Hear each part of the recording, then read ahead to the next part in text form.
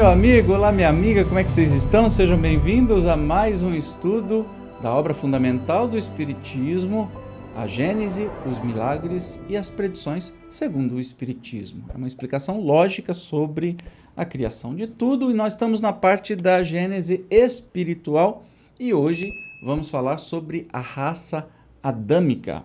Pera lá, nós vamos falar de Adão e Eva, mas você não disse que esse negócio nunca existiu, que era uma coisa lúdica, etc e tal?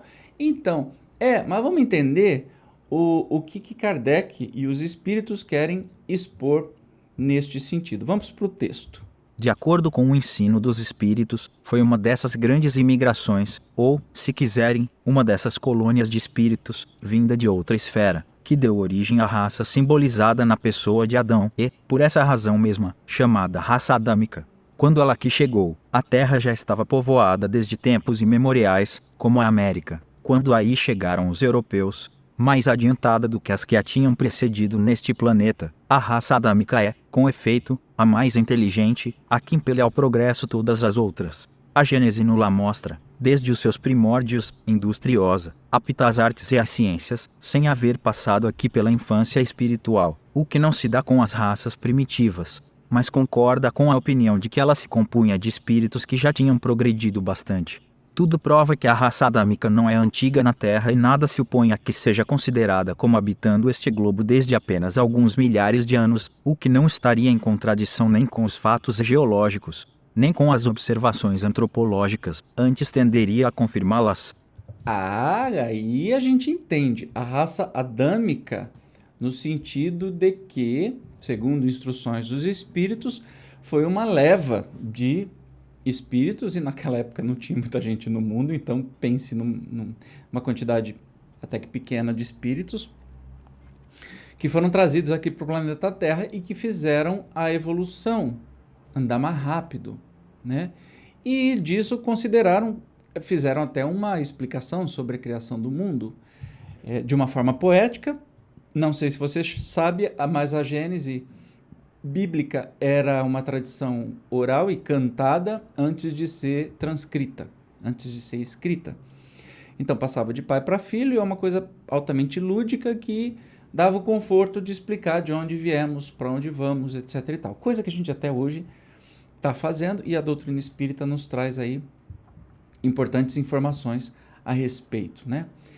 Então, essa raça adâmica é uma colonização do planeta Terra, que já existiam outros seres humanos, mas não tão evoluídos, mas essa turminha trouxe mais evolução mais rapidamente, então por isso que é conhecido como raça adâmica. Mas não é Adão e Eva que foram criados do zero, aquela coisa toda, já é a parte lúdica que essa raça adâmica tentou explicar a própria criação. No estado atual dos conhecimentos, não é admissível a doutrina segundo a qual todo o gênero humano procede de uma individualidade única, de há 6.000 anos somente a esta parte. Tomadas a ordem física e a ordem moral, as considerações que a contradizem se resumem no seguinte. Do ponto de vista fisiológico, algumas raças apresentam característicos tipos particulares, que não permitem se lhes assinale uma origem comum. Há diferenças que evidentemente não são simples efeito do clima, pois que os brancos que se reproduzem nos países dos negros não se tornam negros e reciprocamente. O ardor do sol tosta e brune a epiderme, porém nunca transformou um branco em negro, nem lhe achatou o nariz ou mudou a forma dos traços da fisionomia, nem lhe tornou lanzudo e encarapinhado, cabelo comprido e sedoso. Sabe-se hoje que a cor do negro provém de um tecido especial subcutâneo peculiar à espécie. Há, pois, desconsiderar as raças negras, mongólicas, caucásicas, como tendo origem própria, como tendo nascido simultâneo ou sucessivamente em diversas partes do globo. O cruzamento delas produziu as raças mistas secundárias. Os caracteres fisiológicos das raças primitivas constituem indício evidente de que elas procedem de tipos especiais. As mesmas considerações se aplicam, conseguintemente, assim aos homens quanto aos animais no que concerne à pluralidade dos troncos. Então ele está falando de um conhecimento que existia na época. Lembrando que Kardec é contemporâneo a Darwin. A teoria das espécies foi publicada teoria da origem das espécies foi publicada simultaneamente aos livros espíritas, né? Então não se havia o conhecimento de que hoje sabemos que o ser humano partiu, a mãe principal, né, partiu da África e somos todos derivados dela, mas infinitamente nós temos aí a mudança corporal e sim, o ambiente é muito forte nisso, é preponderante sobre isso, e aí a gente tem a explicação também da vinda de espíritos de outros planetas e que também interferem o seu perispírito na formação dos corpos, né, e que desenvolvem outras características. Mas na época de Kardec era comum chamar, e hoje a gente tem o crime chamado racismo, justamente por achar, e que a ciência já não mais acha isso, não mais nos ensina, achar que o racismo é você ter preconceito com a raça negra, ou a raça preta, ou com a raça amarela, ou enfim, dá-se as cores para definir de onde vêm as pessoas, né? Eu sou da raça branca, transparente, quase, também conhecida como caucasiana. Não sei de onde é que vem isso, mas enfim. E a ciência nos diz, olha, a raça é humana. Nós temos os subtipos, que são características corporais, mas a raça é humana. Então isso mudou da época de Kardec, então ele não poderia adivinhar o futuro, e ele mesmo diz que o espiritismo ele é dinâmico à medida que vai se adaptando às descobertas da ciência, tá?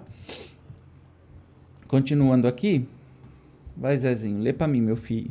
Adão e seus descendentes são apresentados na Gênese como homens sobremaneira inteligentes, pois que, desde a segunda geração, constroem cidades, cultivam a terra, trabalham os metais. São rápidos e duradouros seus progressos nas artes e nas ciências. Não se conceberia, portanto, que esse tronco tenha tido, como ramos, numerosos povos tão atrasados, de inteligência tão rudimentar, que ainda em nossos dias rastejam a animalidade, que hajam perdido todos os traços e, até, a menor lembrança do que faziam seus pais. Tão radical diferença nas aptidões intelectuais e no desenvolvimento moral atesta, com evidência não menor, uma diferença de origem. Vamos dizer que a Gênese, o livro hebreu, né, e seguido pelas religiões, ela vem datar mais ou menos 6.000 anos da criação do Adão e Eva, e já que foi criado, teve Abel e Caim, eu sou ótimo nisso, percebe, né? E um matou o outro, saiu correndo, foi para não sei onde e formou família. Formou família com quem? Se não tinha mais ninguém? Não faz sentido algum? Porque é uma linguagem lúdica, né? Não dá para entender isso ao pé da letra. E que já eram agricultores e já faziam coisas e já tinham a arte e blá blá blá. Não faz sentido algum, porque a evolução não se dá, e a gente sabe que o homem tem aí muito mais tempo do que 6.000 anos, mas muito mais tempo do que 6.000 anos. Então, é isso que está falando no texto, né? Independente dos fatos geológicos da população do globo, se tira a prova da existência do homem na Terra antes da época fixada pela Gênese, óbvio. Sem falar, e nessa época Kardec não sabia, tá? Não sabia.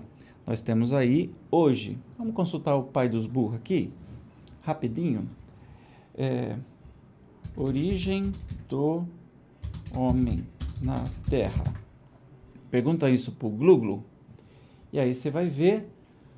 A hipótese científica mais aceita é que a espécie humana moderna, o Homo sapiens, surgiu na África há cerca de 200.000 anos. Mas antes, nós estamos falando do Homo sapiens sapiens, mas nós temos aí o Homo não sei o que lá, um monte de Homo diferente e que surgiu muito mais tempo. Mas assim, a nossa espécie, como somos atualmente, surgiu há 200.000 anos, não 6.000 anos. Mas tivemos nossos primos Homo antes do Sapiens, que eu não estou dando aula porque eu não me preparei para isso, mas poderia até falar. Dá uma pesquisada que você vai entender. é muito mais antigo que isso, portanto não faz nenhum sentido o que está escrito na Gênesis, tá? Nesse livro aí. Volta. Ih, achei que eu estava falando para você, eu estava falando para ninguém aqui. Mas vamos lá, independente de fato geológico, a população é muito mais antiga, né? Sem falar da cronologia chinesa, que remonta, dizem, a 30 mil anos. Documentos mais autênticos provam que o Egito, a Índia e outros países já eram povoados e floresciam pelo menos 3 mil anos antes da era cristã. 1000 anos, portanto, depois da criação do primeiro homem, o que não dá, né? Documentos e observações recentes não consentem hoje dúvida alguma quanto às relações que existiram entre a América e os antigos egípcios, de onde se tende a concluir que essa região já era povoada nessa época. Forçoso então seria admitir-se que em 1000 anos a posteridade de um único homem pôde povoar a maior parte da Terra. Ora, semelhante fecundidade estaria em antagonismo com todas as leis antropológicas. Mas a ciência desmente toda essa conversa do livro da Gênesis e da criação. Se você não acreditar na ciência, você está sendo um negacionista ou um extremista religioso. Simples assim. Ainda mais evidente se torna a impossibilidade, desde que se admita, com a Gênese, que o dilúvio destruiu todo o gênero humano, com exceção de Noé e de sua família, que não era numerosa, no ano de 1656 do mundo, ou seja, 2348 anos antes da era cristã. Em realidade, pois, daquele patriarca que dataria o povoamento da terra. Ora, quando os hebreus se estabeleceram no Egito, 612 anos após o dilúvio, já o Egito era um poderoso império, que teria sido povoado, sem falar de outros países, em menos de 6 séculos, só pelos descendentes de Noé, o que não é admissível.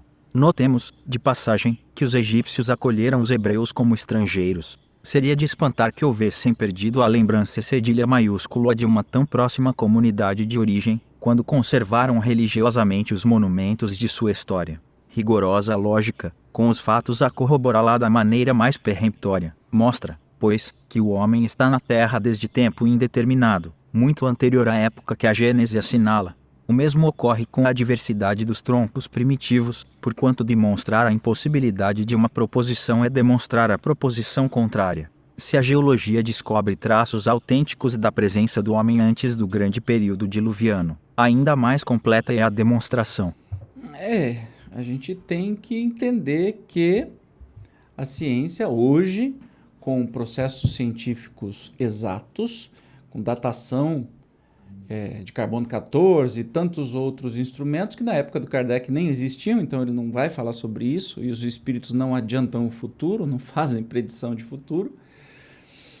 Obviamente que só você dar uma googada aí, fazer uma pesquisa, que você vai ver o que a ciência fala sobre isso e que cai por terra até essa história de dilúvio, que não faz sentido algum. E se a gente acha que entender que foi um escrito de um povo do que compreendiam daquilo na época, pode ter sido uma grande enchente que arrasou terras e tudo mais, e pode ter sido mesmo, mas não é um negócio que inundou o planeta Terra inteiro, porque você começa a pensar, de onde veio tanta água?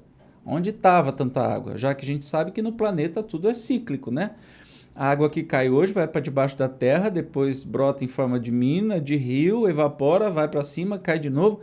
Como é que um dilúvio aconteceu de ter água para inundar, eu ia falar o Pico do Jaraguá, para inundar o Everest, até em cima do Everest não sobra nada, fica tudo água. Aí depois, quem é que puxa o ralo, para onde vai essa água para descer tudo? Matou todo mundo e desce. E outra, que Deus danado esse que resolve matar todo mundo e resolve falar que só uma família, só o Noé, que bota um casalzinho de cada animal na terra. Para, gente! Você jura que isso é real?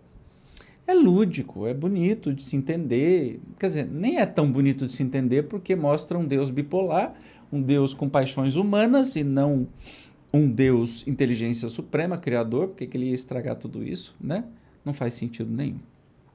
Então, entendendo ludicamente, entendendo simbolicamente, aí sim faz mais sentido a gente entender, né? E é isso. No próximo episódio vamos falar sobre doutrina dos anjos decaídos e da perda do paraíso. Isso está ficando cada vez melhor, gente. Eu te espero como sempre. Até lá. Tchau.